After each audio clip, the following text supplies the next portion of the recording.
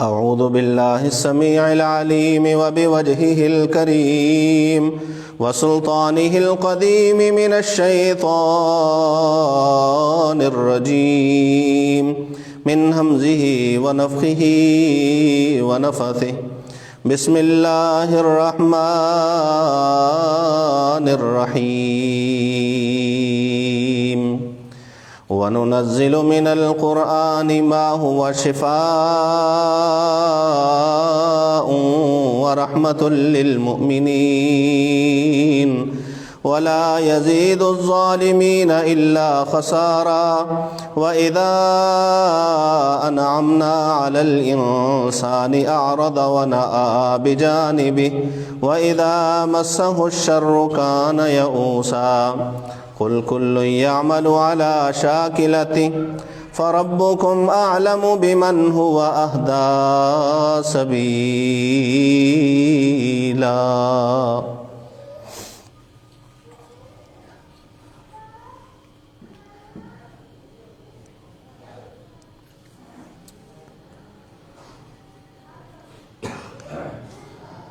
ہم جس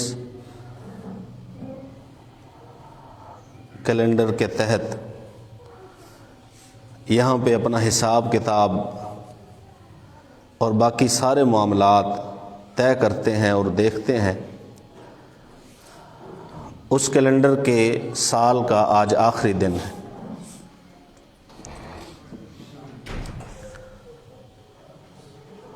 اور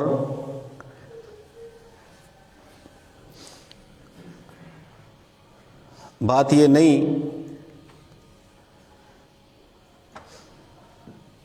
کہ ہم نے اسی کیلنڈر کو اختیار کر لیا، اصلاً تو ہمارا کیلنڈر وہ ہے جس کی ابتدا رسول اللہ صلی اللہ علیہ وآلہ وسلم کی ہجرت مدینہ سے ہوئی، لیکن چونکہ ہمارے یہاں ایک نظم کے تحت، اور یہ صرف حکومتی نظم ہی نہیں بلکہ چونکہ یہ نافذ العمل ہے اور ہم اپنے بھی سارے معاملات وہ اسی کیلنڈر کے تحت طے بھی کرتے ہیں اور حل بھی کرتے ہیں، تو اس مناسبت سے میں نے بات کی ہے کہ اس سال کا آج آخری دن ہے، اور میں یہ چاہتا ہوں کہ آج ایک انتہائی اہم پیغام، ایسا پیغام، ایسی چیز کے بارے میں پیغام جس میں ہم سب تو خیر نہیں کہہ سکتے، ہماری اکثریت وہ غفلت اور سستی کا مظاہرہ کرتی ہے، حالانکہ ہمارے دین کی ابتدا، ہمارے دین کا محور، ہمارے دین کا اصل وہی چیز ہے جو اللہ وحدہ لا شریک نے رسول اللہ صلی اللہ علیہ وآلہ وسلم پر 23 برس کے عرصے میں بتدریج نازل فرمایا، قرآن مجید۔ اس کے ساتھ جو تعلق ہے اس حوالے سے ہم غفلت کا شکار ہیں، ہم میں سستی پائی جاتی ہے۔ ہاں، بعض ایام ایسے ہوتے ہیں جیسے رمضان المبارک، اس میں ہماری تلاوت یا ہمارا قرآن مجید کو ترجمے کے ساتھ پڑھنا یا قرآن مجید کو قیام اللیل میں سننا، یہ تھوڑا بہت تعلق بن جاتا ہے، لیکن ایک مومن آدمی کو، ایک مسلمان آدمی کو جس قدر چاہیے قرآن مجید سے تعلق رکھنا، اس قدر ہمارا تعلق نہیں ہے۔ آئیے بات شروع کرتے ہیں رسول اللہ صلی اللہ علیہ وآلہ وسلم کی ایک حدیث مبارکہ سے، جس کے راوی سیدنا عثمان بن عفان رضی اللہ تعالی عنہ ہیں۔ رسول اللہ صلی اللہ علیہ وسلم نے فرمایا کہ تم میں سے سب سے بہتر وہ ہے جو قرآن مجید کو سیکھتا ہے اور اسے سکھاتا ہے۔ اب یہ روایت کرنے والے حضرت عثمان رضی اللہ تعالی عنہ صرف یہ بات نہیں کہ انہوں نے رسول اللہ صلی اللہ علیہ وسلم کی اس حدیث کو نقل کر دیا یا رسول اللہ صلی اللہ علیہ وسلم کی یہ بات جو ہے وہ آگے لوگوں تک پہنچا دی، بلکہ عثمان رضی اللہ تعالی عنہ کا آپ قرآن مجید کے ساتھ تعلق ملاحظہ کیجئے، اور قرآن مجید سے تعلق اور دین اسلام کے کاموں میں ان کا خرچ کرنا، اللہ کے راستے میں اپنا مال بہا دینا، اس کی وجہ سے اللہ وحدہ لا شریک نے ان پر اس قدر اپنی خاص مہربانی فرمائی کہ آج بھی سعودی عرب کا ایک بینک ہے راجی، اس میں ان کا اکاؤنٹ ہے۔ انہوں نے وہ کنواں جو رسول اللہ صلی اللہ علیہ وسلم کے کہنے پہ خریدا تھا یہودی سے، وہ کنواں آج بھی موجود ہے۔ وہ جن باغات کو سیراب کرتا ہے اس کے ارد گرد وہ باغات آج بھی موجود ہیں۔ ہاں، ہمارے بعض لوگوں کے نئے کاموں کی وجہ سے وہاں جا کے لوگ نئے نئے کام بھی کرتے تھے، نئی نئی چیزیں جوڑ لیا کرتے تھے، تو بدعات سے بچنے کے لیے انہوں نے وہاں پہ جانے پہ پابندی لگائی ہوئی ہے کہ کوئی جائے نہ، کیونکہ ہمارے اکثر لوگ جنہیں علم نہیں ہوتا یا معلومات کی کمی ہوتی ہے دینی حوالے سے، ہمارے ہاں معمولات جو معلومات ہیں اس کی کمی ویسے ہی شدت سے پائی جاتی ہے، محسوس کی جاتی ہے، پتہ کچھ نہیں ہوتا، اپنے پاس سے یا کسی سے سن سنا کے وہاں پہ بعض جگہوں پہ جا کے ایسے عمل کرتے ہیں جو صریحاً کتاب و سنت کے خلاف ہوتے ہیں، تو اس لیے انہوں نے اسے بند کر دیا ہے۔ یہ آج تک جو ہے وہ ان کا صدقہ جاریہ ہے، ان کے مال سے حرم سے تعاون بھی ہوتا ہے اور آنے والے حجاج کرام کی جو خدمت ہے اس سلسلے میں بھی تعاون ہوتا ہے، یعنی ان کا صدقہ آج تک۔ اور خود عثمان رضی اللہ تعالیٰ عنہ فرماتے ہیں کہ رسول اللہ صلی اللہ علیہ وآلہ وسلم نے جب یہ کہا کہ ہے کوئی جو پانی کی کمی تھی مدینے میں، شدت سے کمی تھی، لوگوں نے باقاعدہ محسوس کی، اور کنواں یہودی کی ملکیت تھا، وہ مسلمانوں کو مہنگے داموں پانی بیچا کرتا تھا، تو رسول اللہ صلی اللہ علیہ وسلم اس پریشانی سے مسلمانوں کو نکالنے کے لیے یہ اعلان فرماتے ہیں کہ کون ہے جو اس کنویں کو خرید کر مسلمانوں کے لیے چھوڑ دے، اپنے پاس نہ رکھے، کاروبار کرنے کے لیے یا پانی بیچنے کے لیے، وہ وقف کر دے مسلمانوں کے لیے، میں اسے جنت کی بشارت دیتا ہوں۔ اور یہ عثمان رضی اللہ تعالیٰ عنہ ہیں، انہیں اللہ کے پیغمبر نے زندگی میں 7 بار مال خرچ کرنے کی وجہ سے جنت کی بشارت دی ہے۔ فرماتے ہیں کہ میں نے جو مکہ سے اپنے پاس مال رکھا تھا وہ میں نے اس غرض سے رکھا تھا کہ جب مدینہ جائیں گے تو وہاں تجارت کریں گے اور منافع کمائیں گے۔ ابھی میں نے کاروبار کوئی شروع نہیں تھا کیا، میں نے اپنے اصل مال سے، خود فرماتے ہیں میں نے اپنے اصل مال سے 40,000 درہم خرچ کر کے اس کنویں کو خریدا۔ 1 درہم 3 گرام چاندی کا ہوتا ہے، 3 گرام، اور اس دور میں سونا چاندی سے محض 7 گنا مہنگا تھا، 7 درہموں کا 1 دینار آ جایا کرتا، صرف 7 گنا مہنگا تھا۔ آج تو شاید 700 گنا سے بھی زیادہ مہنگا ہو چکا ہے۔ آپ اندازہ لگائیے کہ انہوں نے کتنا مال خرچ کر کے اس کنویں کو خریدا اور مسلمانوں کے لیے وقف کر دیا، اور نہ صرف یہ کہ بلکہ جو جیش العسرہ تھا اس میں رسول اللہ صلی اللہ علیہ وآلہ وسلم کی جھولی میں، آپ صلی اللہ علیہ وسلم کی گود میں انہوں نے 1000 دینار پھینکے، سونے کے سکے 1000 دینار، اور رسول اللہ صلی اللہ علیہ وسلم نے وہاں پر بھی انہیں جنت کی بشارت دی۔ رسول اللہ صلی اللہ علیہ وآلہ وسلم کو خوش دیکھا اور خوش دیکھنے کے ساتھ خوش ہوئے۔ ایک بار ایسے بھی ہوا کہ مدینہ میں قحط پڑا، اناج کی کمی ہوئی، تو ان کا ایک قافلہ آ رہا تھا باہر سے۔ وہ قافلہ جب مدینہ کے پاس آیا، تاجر جو کاروباری، آپ یوں کہہ لیں کہ آڑتی لوگ، وہ وہاں پہ چلے گئے۔ کس کا سامان ہے؟ کہا گیا یہ تو عثمان ابن عفان کا ہے رضی اللہ تعالیٰ عنہ۔ ان کا سامان ہے، ان کے پاس آ گئے، کہا ہم آپ کو جتنے میں آپ نے خریدا ہے ہم آپ کو 2 گنا دیتے ہیں۔ کہنے لگے مجھے اس سے زیادہ مل رہا ہے۔ اچھا 3 گنا دیتے ہیں، کہا زیادہ مل رہا ہے۔ 5 گنا دیتے ہیں، انہوں نے کہا مجھے اس سے بھی زیادہ مل رہا ہے۔ آخر میں انہوں نے کہا 10 گنا دیتے ہیں، اس سے زیادہ تو کوئی نہیں دے سکتا۔ عثمان رضی اللہ عنہ نے فرمایا مجھے اس سے بھی زیادہ مل رہا ہے۔ انہوں نے اناج اتروایا سواریوں سے اور مدینہ کے غرباء میں تقسیم کروا دیا۔ پھر تاجر سمجھے کہ اللہ وحدہ لا شریک نے تو 700 گنا تک دینے کا وعدہ کر رکھا ہے، اسی لیے عثمان رضی اللہ تعالیٰ عنہ کہتے تھے کہ مجھے اس سے بھی زیادہ مل رہا ہے۔ اب انہوں نے صرف اس حدیث کو روایت ہی نہیں کیا کہ روایت کر دیا، بات آگے پہنچا دی، آگے تبلیغ کر دی اور خود جو ہے وہ اس پہ عمل کیا یا نہ کیا، ایسے نہیں، انہوں نے اس پر عمل کیا۔ عثمان ابن عفان رضی اللہ تعالی عنہ نے قرآن مجید کو مکمل یاد کیا، نہ صرف یاد کیا، بعض روایات میں ہے کہ ایک ہی نشست میں اور بعض میں ہے کہ ایک ہی رکعت میں حتیم میں پورا قرآن مجید پڑھ لیا کرتے تھے۔ یہ تعلق ہے قرآن مجید کے ساتھ، اور یہ تعلق رہا۔ حافظ قرآن بھی ہیں اور پھر انہیں جامع القرآن بھی کہا جاتا ہے کہ یہ قرآن کو جمع کرنے والے ہیں۔ قرآن کو انہوں نے جمع کیا۔ مسلمانوں میں جو قرات کا اختلاف تھا وہ طول نہ پکڑ جائے،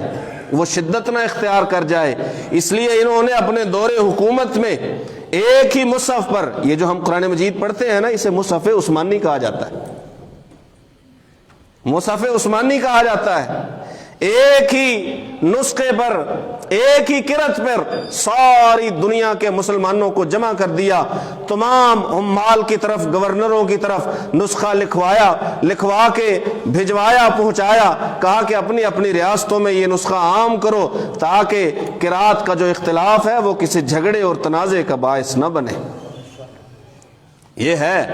قرآن مجید کے ساتھ تعلق۔ اور پھر اس تعلق کا جو فائدہ ہوا وہ فائدہ یہ تھا کہ جب ان کا آخری وقت آیا اس وقت بھی ان کے ہاتھ میں قرآن تھا۔ جب آخری وقت آیا، جب ہجوم نے ان کے گھر میں زبردستی گھس کے داخل ہو کے ان کے اوپر حملہ کیا اور انہیں شہید کیا، تو یہ قرآن مجید کی سورہ بقرہ کی تلاوت فرما رہے تھے۔ اور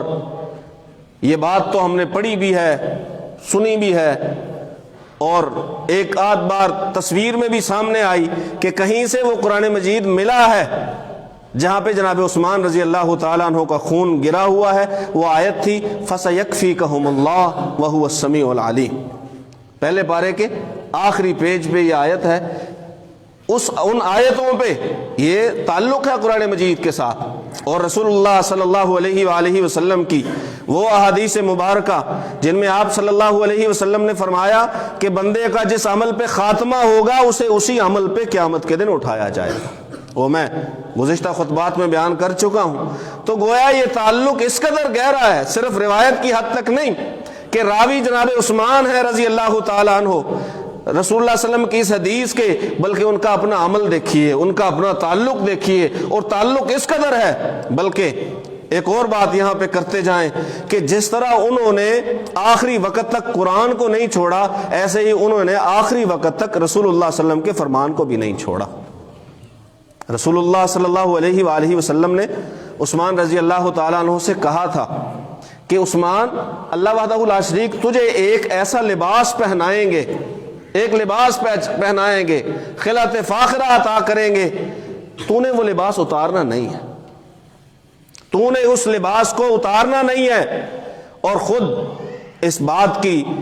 تعویل یا تفسیر بعض صحابہ نے بھی کی ہے، عثمان رضی اللہ تعالیٰ عنہ نے خود، کہ مجھے جو خلعت فاخرہ عطا ہوئی وہ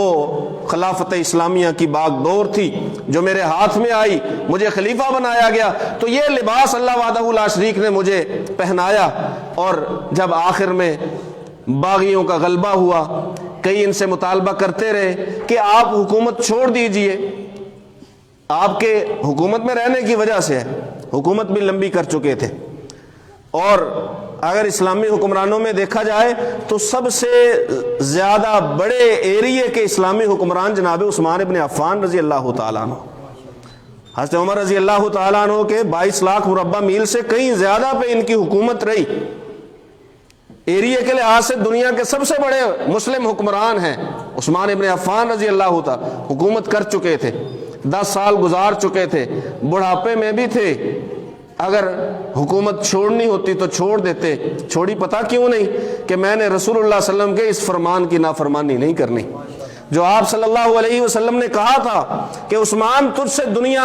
اتروانا چاہے گی، تو نے خود اس لباس کو نہیں اتارنا، تو یہ خلافت اسلامی اللہ نے میرے ہاتھ میں دی ہے، یہ لباس ہے میرا، اسے میں رسول اللہ صلی اللہ علیہ وسلم کی حدیث کے مطابق نہیں اتاروں گا۔ جب موت آئی تو وہ رسول اللہ صلی اللہ علیہ وسلم کے فرمان پر بھی مکمل عمل پیرا تھے، اور قرآن مجید ان کے ہاتھ میں تھا اور قرآن مجید کی تلاوت فرما رہے تھے۔ اور اگر آپ عثمان ابن عفان رضی اللہ تعالی عنہ کی زندگی کے آخری ایام کے بارے میں پڑھیں تو صرف اتنا ہی نہیں کہ رسول اللہ صلی اللہ علیہ وسلم کے فرمان پر قرآن ان کے ہاتھ میں، بلکہ وہ حالت روزہ میں بھی تھے، حالت روزہ میں بھی تھے۔ وہ کہتے ہیں کہ رسول اللہ صلی اللہ علیہ وآلہ وسلم نے فرمایا، اور عثمان رضی، جیسے میں نے پچھلے جمعہ کہا تھا کہ رسول اللہ صلی اللہ علیہ وسلم سے بہت کم احادیث انہوں نے روایت کی ہیں، ایک وہ جو میں نے پچھلے جمعہ بیان کی کہ جو اللہ کے لیے مسجد بناتا ہے اللہ اس کا جنت میں گھر بناتا ہے، اور ایک یہ روایت کہ تم میں سے بہترین وہ ہے جو قرآن مجید کو سیکھتا ہے اور قرآن مجید کو سکھاتا ہے۔ اب مسجد بنانے والے فرمان پہ ان کا عمل، آپ کو پتا ہوگا کہ جب مدینہ میں مسجد کی جگہ خریدنے کے پیسے نہیں تھے، سب سے پہلے جس شخص نے اپنا مال پیش کیا تھا وہ عثمان ابن عفان رضی اللہ تعالیٰ عنہ۔ پھر مسجد نبوی کی توسیع کے لیے جب دوبارہ ضرورت پڑی تو سب سے پہلے جس شخص نے سب سے زیادہ مال پیش کیا وہ جناب عثمان ابن عفان رضی اللہ تعالیٰ عنہ۔ یہی نہیں کہ رسول اللہ صلی اللہ علیہ وسلم کی باتوں کو آگے نقل کر دیا، آگے پہنچا دیا، بلکہ اس پر مکمل عمل بھی کیا۔ اور جو رسول اللہ صلی اللہ علیہ وآلہ وسلم کا فرمان ہے کہ کوئی بندہ اگر دوسرے لوگوں کو نیکی پر لگاتا ہے تو جتنا انہیں نیکی کرنے کا اجر ملتا ہے، نیکی پہ لگانے والے کو بھی اتنا ہی اجر ملتا ہے۔ اس قرآن مجید پہ ہمیں جناب عثمان ابن عفان رضی اللہ تعالیٰ عنہ نے لگایا، انہوں نے محنت کی، قرآن مجید کو جمع کروایا، قرآن مجید کو اس ترتیب میں لکھوایا۔ یہ عثمان ابن عفان رضی اللہ تعالیٰ عنہ ہیں، وہ کہتے ہیں کہ رسول اللہ صلی اللہ علیہ وسلم نے فرمایا تم میں سے بہترین شخص وہ ہے جو قرآن مجید کو سیکھتا ہے اور قرآن مجید کو سکھاتا ہے۔ یہ جو سب سے بہترین علم ہے، یہ جو سب سے بہترین کام ہے، یہ جو سب سے بہترین عمل ہے، آج ہم اس عمل کے بارے میں بڑی ہی سستی کا شکار ہیں۔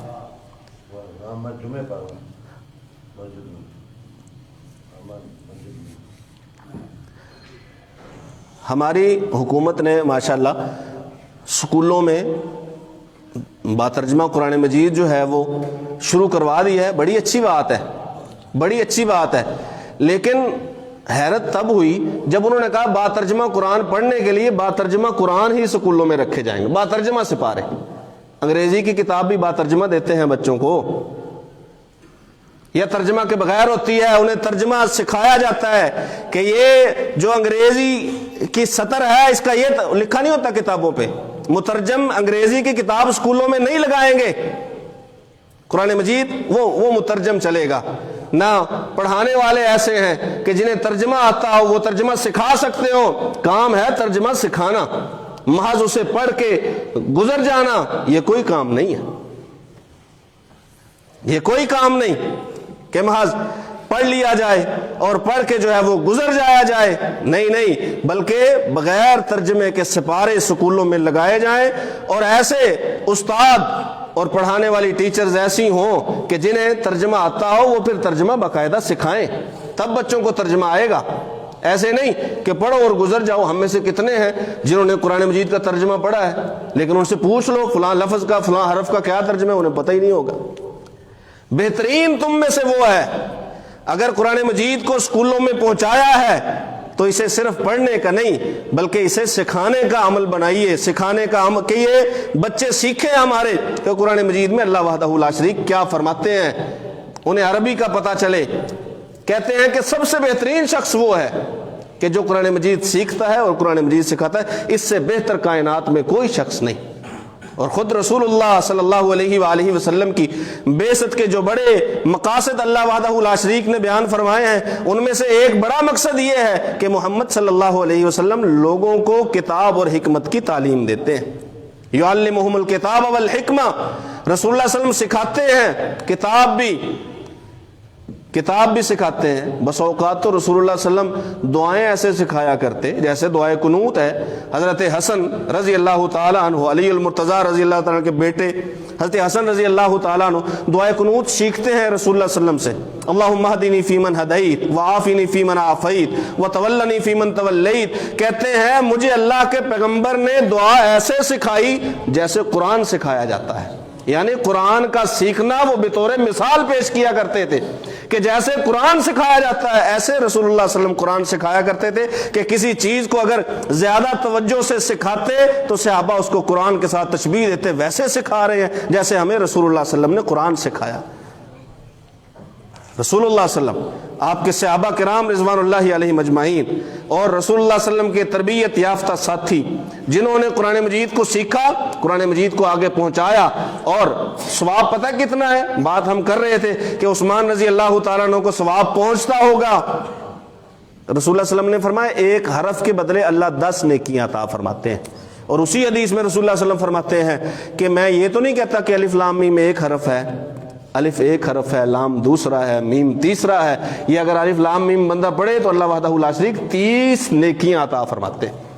واللہ یضاعف لمن یشاء، یہ 30 کم از کم ہے، جسے اللہ جتنا چاہے زیادہ اور نواز سکتا ہے۔ یہ وہ لوگ جو قرآن مجید پڑھتے ہیں، قرآن مجید پڑھاتے ہیں۔ بلکہ امام ابو حنیفہ رحمۃ اللہ علیہ کے ایک شاگرد ہیں امام زہری، وہ حافظ قرآن نہیں تھے، حافظ قرآن نہیں تھے۔ انہوں نے زندگی کے آخر میں 2 سالوں میں انہیں قرآن مجید حفظ کیا، اور ان کی وفات کے بعد کسی کو خواب میں نظر آئے تو انہوں نے پوچھا کیا معاملہ ہوا آپ کے ساتھ، اللہ نے کیا معاملہ کیا؟ کہا میری جو زندگی کے آخری 2 سال تھے نا، ان کی وجہ سے اللہ نے پچھلی ساری زندگی کے گناہ معاف کر دیے۔ 2 سال، وہ 2 سال وسیلہ بن گئے پچھلی ساری زندگی کے گناہوں کو معاف کروانے کا۔ یہ اور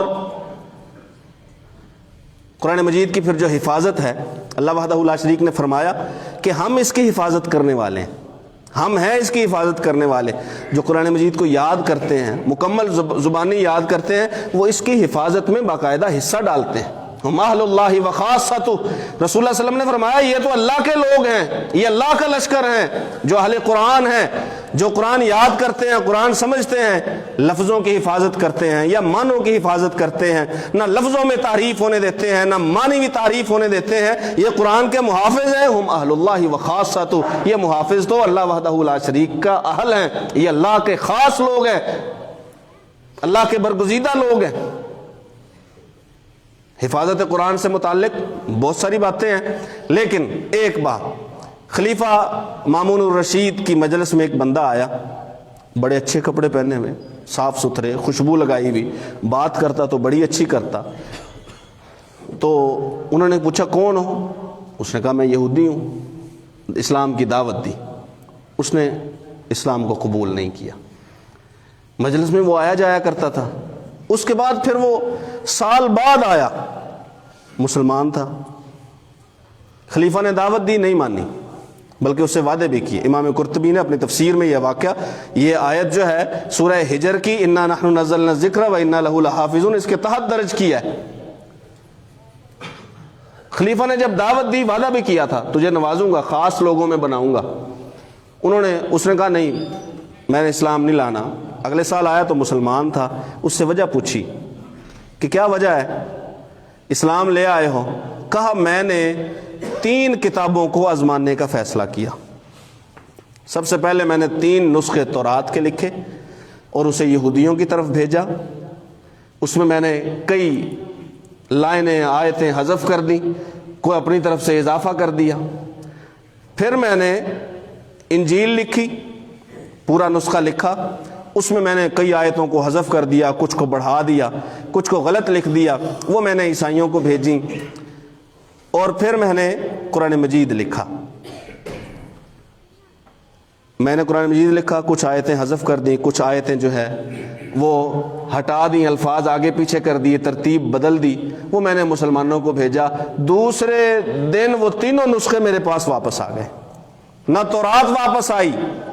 نہ انجیل واپس آئی، جبکہ میں نے وہ بھی غلط لکھی، اس میں بھی غلطیاں کی۔ قرآن مجید واپس آ گیا، میں نے واپس لانے کی وجہ پوچھی تو انہوں نے بتایا اس جگہ آپ نے غلطی کی ہے، اس جگہ آپ نے غلطی کی ہے، اس جگہ آپ نے غلطی کی ہے۔ سو انہوں نے جب اس کو اصل نسخے کے ساتھ ملایا تو واقعتاً وہی تھا جو وہ غلطیاں بتا رہے تھے، وہی غلطیاں اس میں موجود تھیں۔ جنہیں قرآن یاد ہوتا ہے وہ قرآن مجید کی لفظی حفاظت کرتے ہیں، اور جو قرآن مجید کے معنی، مطالب، مفاہیم، تفسیر جانتے ہیں وہ قرآن مجید کی معنوی حفاظت کرتے ہیں۔ یہ اللہ کے لوگ ہیں، یہ اللہ کا لشکر ہے، لہٰذا اللہ کے لشکر میں، اللہ کے لوگوں میں، اللہ کے اہل میں، اللہ کے خاص لوگوں میں شامل ہونے کے لیے قرآن مجید کے حفظ کو، قرآن مجید کی فہم کو اپنی زندگیوں کا حصہ بنائیں، روٹین بنائیں۔ اللہ وحدہ لا شریک سے دعا ہے اللہ سن سمجھ کر عمل کی توفیق نصیب فرمائے۔ وما علیہ الا البلاغ۔